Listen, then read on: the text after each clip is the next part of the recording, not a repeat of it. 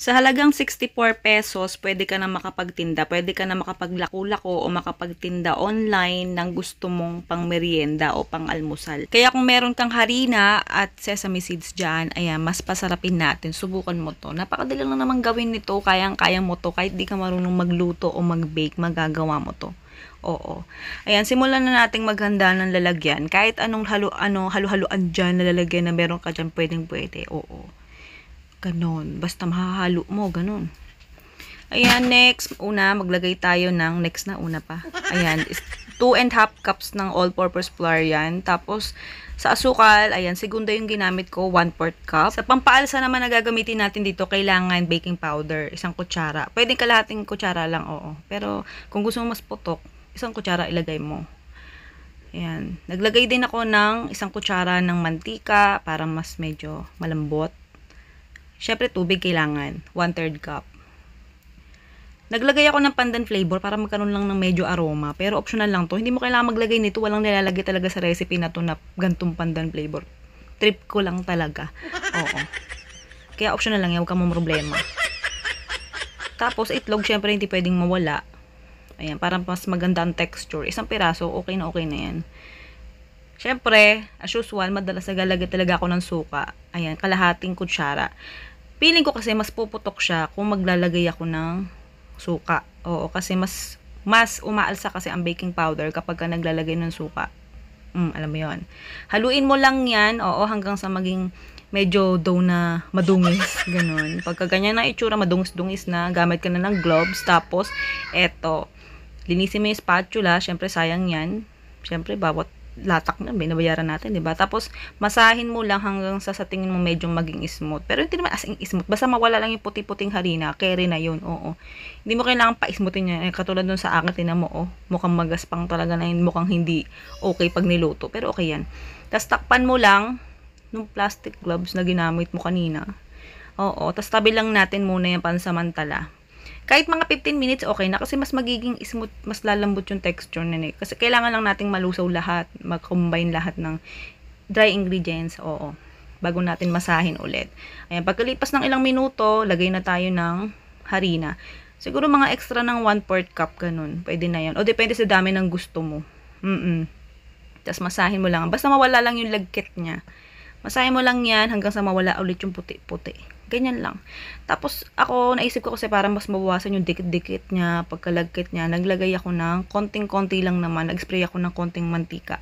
Ayan. Pinahid-pahiran ko lang siya. Kasi pag hinati, para di ganong malagkit. Ayan. Pwede mong hatiin to gamit sa gamit ka ng chopping board o kneading board ha. Pero ako kasi, para hindi masyado matrabaho at hindi ganong madungis, dito na mismo sa mangkok o bowl ako naghalo. Ayan, hinati ko yan ng 24 pieces, pero kung gusto mong mas marami magawa, pwede mong hatiin ng mas maliit para mas mura mong mabenta. Kung gusto mong mas malalaki, mabibenta mo ng mas mahal. Ganun. Oo. Basta 24 pieces. Bale, tansya-tansya lang yung hati ko dito. Talagang hindi sila pare-pares ng sukat. Kaya, kung ikaw gusto mo, dahil ikaw, kung halimbawa ay perfectionist ka, o kung gusto mo, pare-parehas talaga. Ganun naman sa negosyo, timbangin mo na lang. Oo. Tapos, ayan, optional lang tong paglubog-lubog natin sa tubig. Pero kung gusto mong sigurado na walang malalagas ng marami na sesame seeds, ayan, lubog mo sa tubig muna bago mo balutin ng sesame seeds o ng linga. Mura lang naman ang linga, oo. Lalo, mas mura, mas maliit ang punan kung mas maramihan ang bibilhin mo. Ganon, oo. Tapos, pagka napagulong ng sesame seeds, tsaka mo ipagulong sa kamay mo para mas sumiksik yung sesame seeds o linga sa dough. Ayan, ganyan. Para sigurado, kasi yung iba kasi binilulubog ka sa tubig pero di naman na pinapagulong sa kamay, kaya ang tendency nalalagas pa rin pag piniprito. Oo, at least ito kapag ganito kasi ginawa mong way, pag nilubog mo na sa tubig tapos pinagulong mo pa sa kamay mo, mas masisiksik sa dough. Pagka pinirito mo, may malagas man na sesame seeds, konti lang, 'di ba? Oo, ganon. Kapag pinirito mo yan, siguraduhin mo sobrang init na ng mantika.